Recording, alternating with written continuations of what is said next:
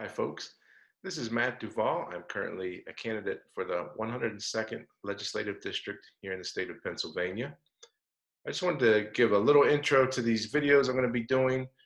Basically, what they are is just conversations with people around different topics of interest. My attempt to gather some different perspectives. So I wanted to say that obviously the opinions expressed in these interviews are only those of the people talking. Um, but in general, I enjoy hearing the perspectives and often learn things I did not know. Along with that, I wanted to encourage you to express your own opinion. I would also encourage you to keep the discourse civil, but I am aware of how social media works. I know that that's not always going to be the case. If anything gets too personal or offensive, I may take it down. Um, if you want to express an opinion contrary to those here and don't feel like you're being heard, reach out to me on duval4pa.com. Send in the contact form. Let me know what topic you'd like to talk about, and I will host one of these video chats with you, and as well as other people who may be interested in the same topic that you are. And all of those questions I provide to these folks ahead of time so that they understand what the conversation is going to be about. And you always have the ability to say you don't want to participate anymore at any point in time. So I hope you enjoy these videos. We're calling them Midday with Matt, which is kind of a take on like Late Night with David Letterman. Even though I am not filming these midday, maybe I will be posting them midday, or you can watch them midday. All right, everybody, enjoy and stay safe. All right, so hi, everybody. This is Matt Duval. I'm a candidate for the 102nd legislative seat here in Pennsylvania, and I have some friends of mine today. We're going to have a little discussion about issues of race. So I wanted to give you guys a chance to introduce yourselves, and then we'll start, with some questions that I had, and also give you an opportunity to bring up anything I don't ask about that you wanted to mention. All right. Sound good. All right. Great. So we'll start with Chanel. Why don't you go ahead and introduce yourself first? Yeah, I'm Chanel Holt Newkirk. I live in Pittsburgh, and I'm an opera singer. Very cool. And then Anir? Hi, my name is Anir Sanders. I live in Philadelphia, went to CCP, moving on to Temple, and I'm studying television, film, videography, and communications. Very good. And then Kenny? Kenny, I'll use my wrestling name, Hendricks, from Cleveland. But I am a diehard Steeler fan for the Chanel, I think her name was. Period. All right, Steelers. Anyways, I'm from Cleveland, and I've known Matt through the wrestling channels, through the channels of wrestling. So here we is. And obviously, we've got, you guys are from, have a little difference, not too much difference in age. Kenny's still a young guy, but I'm only 40 in black years. That's great. So the next question is just how you feel about progress in regards to race in America over your lifetime. Like, how do you think it's been? How do you think it is going or has gone? I'll start. I'm always like put off whenever a white person responds to me saying something along the lines of, but it's so much better now. It's not how it used to be. As if that's supposed to make me feel better about the things that are going on now. I do think there has been progress in some regards to racism in representation. There is more of an emphasis and a call to action with representing brown people in a lot of spaces in the beauty industry, many media platforms, so that's positive. I remember a time when I was little, I actually wanted to be white. I remember being like 5 years old and my grandmother braiding my hair, and I was just looking in the mirror, and like all my Barbies were white, and the shows I liked on TV were white, and there was just so much whiteness, and I feel like that was the only thing being projected as beautiful in the world and in the media. So my grandma was like, don't you ever say that again. But you know, it was real, like growing up in the 99, 2000, 01, 02, like it was not like it is now. So that's been good.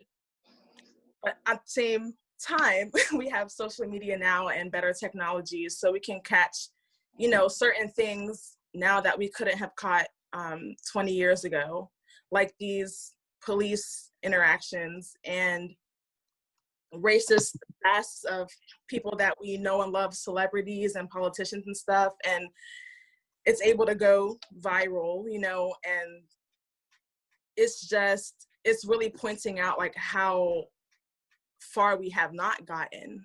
You know, we've made a lot of progress, yes, and I'm thankful for the progress we've made, but we're not finished. We're not finished, and it's a big deal. So, progress. Depends on where you're at and who you are, you know what I mean? I guess I can speak next. So when I got the question pre-told to me, it was, I don't know why, because I studied television, film, and all that, and media, and just all that. So like my brain instantly went to media. And as far as media representation, I feel like a lot of progress like has been made. We're doing pretty well from like movies that speak on our issues without being like too preachy and like surface level. But they're actually, you know, being clever about it and telling our story and the little details that get ignored. You know, I'm seeing darker skinned people being represented well today, given that at one point we were, you know, washed out with people that were more Eurocentric looking. And now it just seems to be a space for everyone in the media and to be like, you know, top priority and not just a stereotype or a static character. You know, so, you know, we're just, you know, we're seeing more, you know, just melanin, we're seeing more, you know, but we're also seeing biracial and light skin. So it's not just like, you know, there was a time where like, if you were like darker skinned, there, you know, was a stereotype, a particular role that you've always played, things of that nature. And you weren't seen as like a standard of beauty and things of that nature. And I think like last year in 2019, Miss like USA, Miss World, Miss America, all the misses were all women of color, of all shades, and it was just really dope to see that. And I think it's important for young little like Black girls to see that. Like to Chanel's point, that you know, it's inspiring to see more Afrocentric features being on that mainstream display. As far as the news media is concerned, you know, that's a different story. We're still seeing Black victims or even Black criminals being, no matter their age, always being referred to as like an adult to sort of lessen the sympathy that someone would have for them. We're still seeing, obviously, police brutality, which I guess I'll get into more with the other questions coming ahead. And we're still seeing there's plethoras of like comparison videos that you can watch now where it shows like a white person, a Black person in the same situation, but getting different results. We're still seeing people making like inappropriate phone calls, getting Black people in trouble for things that just weren't that, you know, serious, or there was nothing at all. So it's very up and down as far as our progress. There's still a lot of work to be done though. Yeah. Well, I guess I'll go next since I'm the last Black person on this group chat, Matt. But, you know, everybody made a lot of great points, and I do agree on all those points. The thing that's sort of tricky is we have, I think as a people, we have made strides to get accepted more and noticed more. So, and that way we're going up or getting more opportunities. But on the other side, with I think Chanel said about social media, and as the young man did too, now that everybody's got a camera studio in their phone, Mm-hmm. we're catching more and more racist acts out there. So maybe it really hasn't, like when I think Chanel said it's so much better now, you can almost argue that it's probably the same. We have a studio, everybody's got a studio on their person at all times. So now we can catch these things that are happening. So it's almost like that Chris Rock thing on Saturday Night Live where he's like, we've gone so far ahead. And then Marion Barry puts us 14 steps back. There's like a YouTube thing, and that Chris Rock says, we've gone ahead for this much, but we've gone back this much. Right. You know? And I think we're catching a lot more stuff out there. We're catching it, you know? So things, it's sort of an open, we have things really gotten better? How in this day and age are the guys that are still doing these racist acts against people of color still employed and or getting away with it? You know? Yeah. And so things really gotten better? I don't know. That's fair. You know? That's, yeah. You got a major company, and it probably happens with other companies too, that there's things being reported, but the managers, the supervisors, they don't do anything about it, and it just goes on. So, you know, that question is one to be argued with. I could say maybe things haven't gotten better. You know, so that's my point. Listening to that, I agree. I think like what I spoke on like the mainstream representation. I think from my point, we were so desperate for representation in certain medias and certain mainstreams that we become like complacent, like, oh, okay, we got this, that's great. And we're like, it seems like every time we get something good, there's something that's also like getting worse, but we're like focusing on like that good thing. And it's like, just, I think my point, I guess to make my point seem a little less, I don't know, I'm realizing that what I said was more on the line of like, we were so desperate for like representation, and image and stuff is important. It's important. You know, when I've traveled overseas, like Europe and all that, just the reaction I thought I was going to get from like literally Europeans was like, literally, it was different from what I thought. I assumed, well, if I'm in America and it's kind of racist, it might be like super over there, but they're like super like into like Black culture. Like Black culture has made its way, you know, internationally. Image wise, I think, you know, it's doing pretty well. But I think because we're like so focused on that, and we wanted that so much that we're not actually focusing on like action, like, you know, actual, you know what I mean, real stuff. You know, image is one thing. It's you know what I mean, it's just image, but then there's actual, you know, like legislation that needs to be impacted and changed to really have a lasting impact for us. Yeah. I agree. Just because something looks good doesn't mean things are actually going good. Right. Agreed. I agree. Yeah, and those are all good points. I think that's, you know, that's interesting, and I do think, like, to the point that all of you guys were making, like, part of the benefit of sort of having the devices and the media we have now is that you're not locked into like this local view. Right. You can get a broader view, but also at the same time, you know, in some cases, without some of those things being in place, people just don't believe that like in 2020, these attitudes and things still exist. Like, the next question, which is just about, you know, law enforcement and the legal system, because I've seen this story that just kind of broke today about George Floyd in Minnesota. You know, another guy who got, you know, arrested, and they choked him, and he said he was choking, and now he's dead.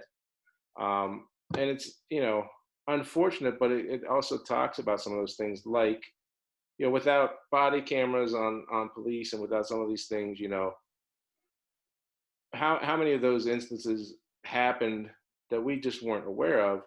And, you know, at the same time, like, I know that, at least I hope that not every cop is a bad cop.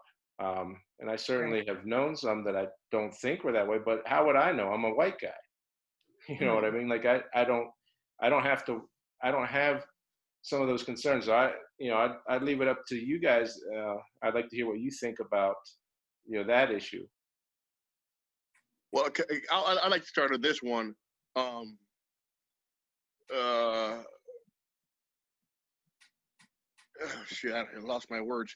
You know, it's again, it's the everybody has their recording studio now, but as you've seen, even when the cops are being recorded, it doesn't seem to change their behavior. Right. And somebody was asking me about cops and what's right and what's wrong and why is this happening and this and that. And I sort of gave. I like to say I'm not really a black historian. I don't know too much about a lot of history, but I have some friends that will send me information here and there, and I'll read up on it, and it sounds pretty interesting. It sounds pretty true. A lot of people, and maybe others don't know this, but somebody taught me that people really don't know why the police were created. KKK. They were created. They were created to bring back slaves, runaway slaves that are alive. And it wasn't black cops bringing back black slaves. It was white slave owners or white people who hired a certain group of people to bring back the runaway slaves. So, I mean, it happened, 200 years ago, whenever it happened, but there might be, I shouldn't say might, there is some of that mentality that has prevailed, been passed down the line the foundation to now, right, into 2020. Historically, it was never really, the system really wasn't built for us. Like, that's what we mean when we say that, Right. And, it's just kind of ironic that the McMichaels who shot Ahmaud Arbery, the father was a former cop. Right. And it just, did you know that? You know that, right? Yeah, he was a former cop, so I like to find out why he was a former cop, number one, and number two, I have a CCW license myself. And I've had it for almost 5 years. I just bought my first weapon a couple of weeks ago. Now, I had one of these righteous, he's a white guy. I have one of these righteous gun owner guys that say, look, man, you don't need no CCW. It's your right, it's the Second Amendment to own a gun, protect yourself. You can walk down the street with a gun. You don't have to show a cop. I said, wait a minute. I said, that is your constitution on the Second Amendment. That's not mine. I cannot walk down the street with weapons in my hand on my back, even though it's my right. I said the African American common sense constitution says I should not do that. I'll get stopped and shot, or who knows? Black male. Don't even need a gun. Like, no. You know what I'm saying? I mean, you don't even need a gun to get shot.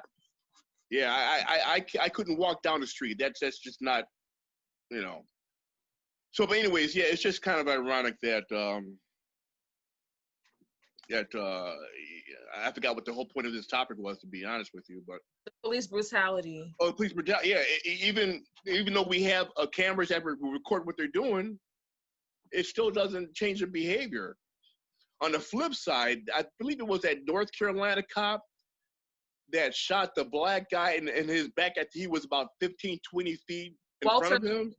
South Carolina, yeah. And then the cop tried to plant a gun on him. Yeah, that's how it was recorded. Yeah, so that worked out great. I mean, it worked out that he was able to get justice, or his family was. Yeah. So, okay, well, I talked enough. Somebody else go. I grew up in a house with my great-grandmother, my grandmother, and my mom. So I had, my great-grandmother was born in 1918. So, she lived a lot. And I was born in 95. So, and she died when I was 17. I had her for most of my life. And I got to get a lot from her. I got a lot from her as far as her experiences and everything. And I personally have had a fear of the police since I was a child because of some of the things that my great-grandmother and my grandmother would tell me that they would experience. I mean, my great-grandma lived through the 20s, the 30s, the 40s, the 50s. You know, she's seen a lot of the stuff that is bad. You know, she's seen the ugly side of white people and the law. And I remember I was 5, my grandmother was picking me up from preschool, and we took a little too long, so our meter was about to run out. So the cop was like writing a ticket, and we came out like as he was writing the ticket, and him and my grandmother got into an argument. I guess it just scared me. The way he spoke to her was just like, I thought he could have pulled a gun on her, honestly, at that point, with the venom that he was speaking to her with. So ever since I was a kid, I just never fully trusted cops. For reasons like that, I've seen so much abuse and like malpractice with handling Black people. It's just hard to fully trust. Now, mind you, I have cop family members of my own, and if someone breaks in my house, I'm calling the police. If someone attacks me on the street, yes, I'm calling the police, you know? So I have hope, you know, I really hope that it would go well for me if I would ever, you know, be in a situation like that. But I'm like, even now I'm scared to like walk around. I'm not fully scared I will, but I'm more, you know, weary about like walking around my own neighborhood because I live in a white neighborhood. And I'm like, my husband, like, don't go out unless I'm with you, because I believe females have a certain charisma. We can, you know, finesse situations that maybe a Black male couldn't. But yeah, it's hard. And that's not even just the police, but the whole, you know, justice system in general, as far as sentencing and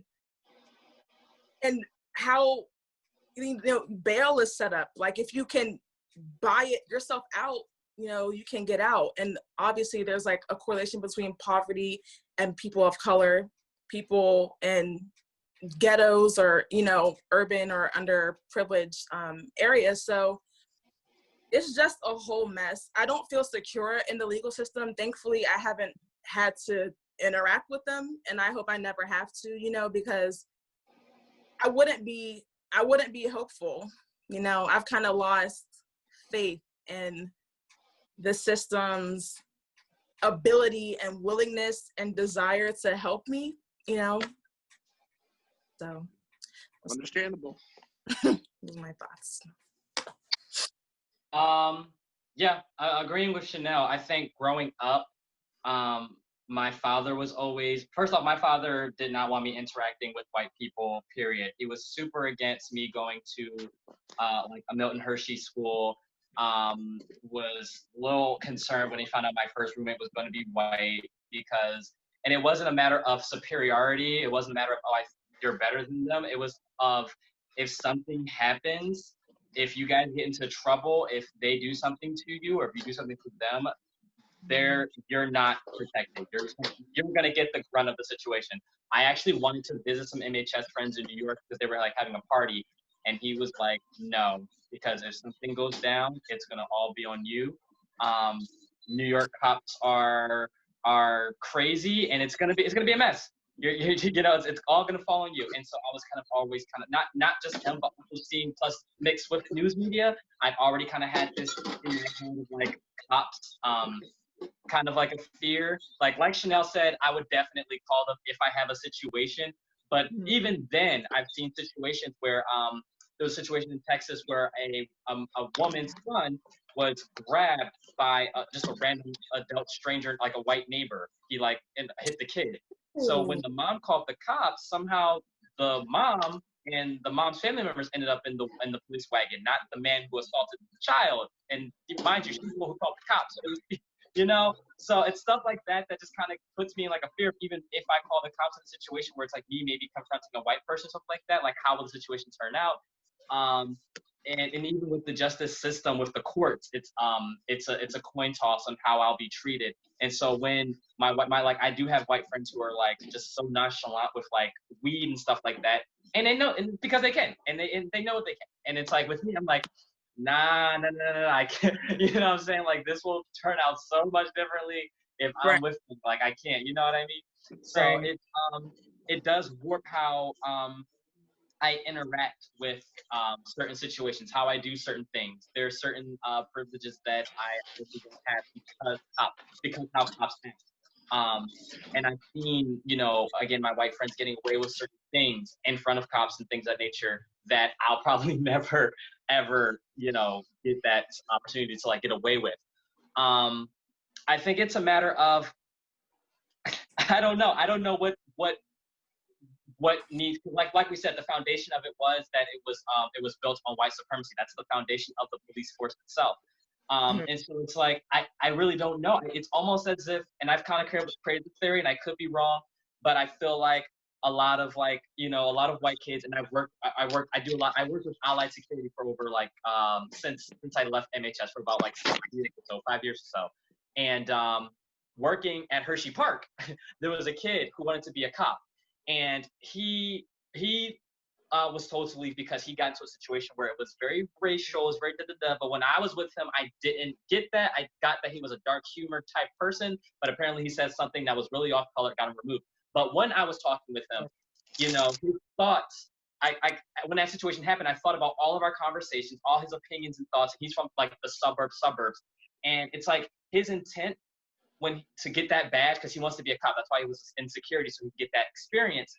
And it's not just about protecting and serving for him. It's about, there are people trying to get into America and trying to ruin, you know, everything we have going on here, you know. And he's like, and you know, this is when I was super young and just not there, because Yeah. the news today would have checked him. But he was like, and Near, you're like, you know, the good kind of black person. You're not like, you know, an issue, you know. You're like, you know, you're cool, bro. And my dumb, I'm like, I swear, the person I am today would like, no, but like, I was like, I just nodded. I didn't like, you know, I was just like nodded, and he's like, you know, but like, you know, there's like issues, man. You know, there are people who da da da da da. Like, it seems like there's a nice chunk of white cops who were raised in a certain environment where they were told that people who aren't like them are the reason behind America's downfall. So when you get that badge, you have to, I don't want to say eradicate, for lack of a better word, that issue. Okay, you got to put those drug dealer thugs, those people climbing the fence. You got to put them you got to get rid of them. That's your job. You're the American GI Joe hero. Like, I feel like that's the kind of like thing that's going on in their head, almost like they're doing a service when they're, you know, disrupting people of color. I don't know. That's like my crazy theory. It's just looking at some of the conversations that I've had with him and things that I've heard him say, and like him wanting to be a cop, all of that accumulated. And I'm like, I wonder if that's collectively maybe how they were all kind of raised. You know, if you're in a suburban environment, and I've watched I took an African Americans literature class, and we watched a documentary where they put a bunch of white kids from different environments in one house, and they talked about how, and they documented how, you know, at the dinner table they're having discussions on, see, black people want everything handed to them. See, you know, my Italian family, we came here, we worked for it. Black people we don't think about other races of people when we get together. We're talking about like so many other things, like white people or white, like race, maybe racism, maybe, you know, issues of people, but we're not like talking about, man, the white man, you know. But so yeah, it's just, it starts at home, and I think it's this sort of it's the culture of not of all white America, but I do feel like maybe there's certain conversations being had with the older people, and it's being trickled into those younger kids. And when they get that badge, whatever they were told by those, you know, their people, you know, their older people, the older folks, is what they're kind of presenting to, you know, presenting to America. So that's kind of my crazy theory on it, and that's my thought. Oof, oof, oof. And it's like, I think it's important to note, like, since that's how the police force started in the first place, if you look back on like even how our country was established, many times when it's established a certain way, it is very hard to completely change the, you know, the fabric of that said entity, in this case, the police force.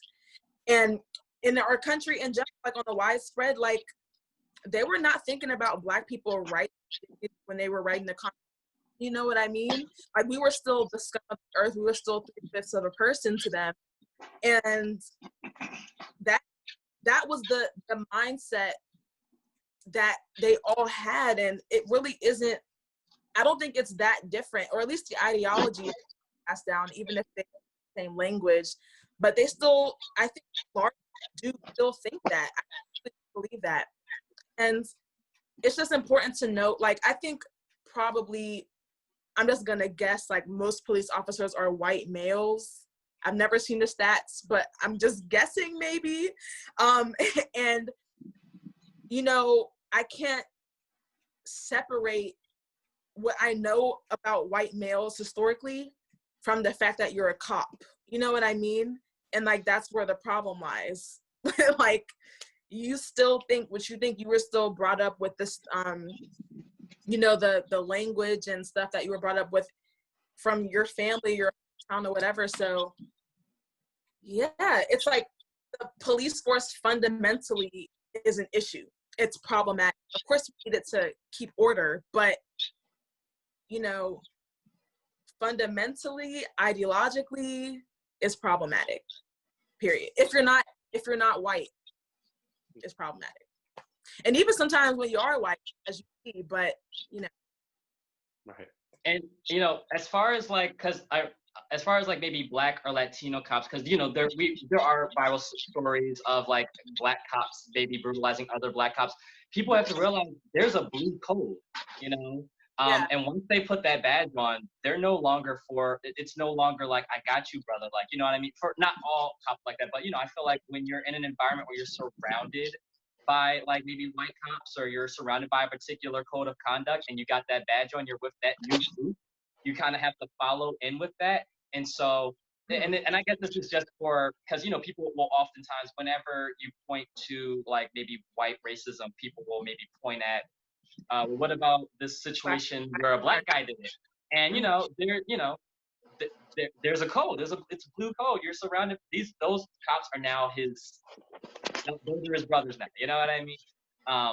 And so you know, you will see it with maybe a Black cop or a Latino cop or something like that. You know, but overall, I just think that. Where's I going with that? I guess that's just in the sense of if someone mentions like maybe, well, what about when Black people do X, Y, and Z? You know, there's a reason behind that. It's not the intent isn't like a superiority thing or something like that. It's kind of in them.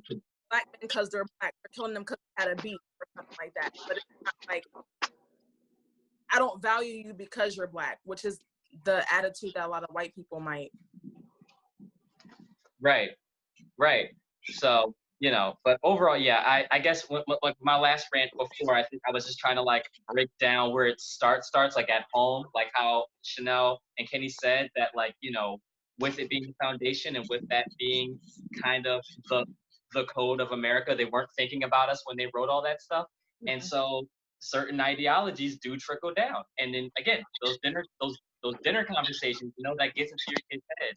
And before you know it, and that's why, you know, I think I made a post on my old Facebook page, but I was like, I just want to shout out all my white Milton Hershey fam, because like, if it wasn't for y'all, I really don't know if I would even like interact with like white people on like a high level, maybe on a professional coworker thing, because a lot of my jobs are in the suburb. Like I work out near King of Prussia, which is a mess, but oh my God, walking home in those nice neighborhoods, they be looking like, what is he? But you know, I had to give my white Milts a shout out, because it's like, you know, if honestly, if it wasn't for me being surrounded with you guys and seeing you guys fight these situations and all that, I really don't know. I think the things that my dad have said would have maybe sunk into me, and I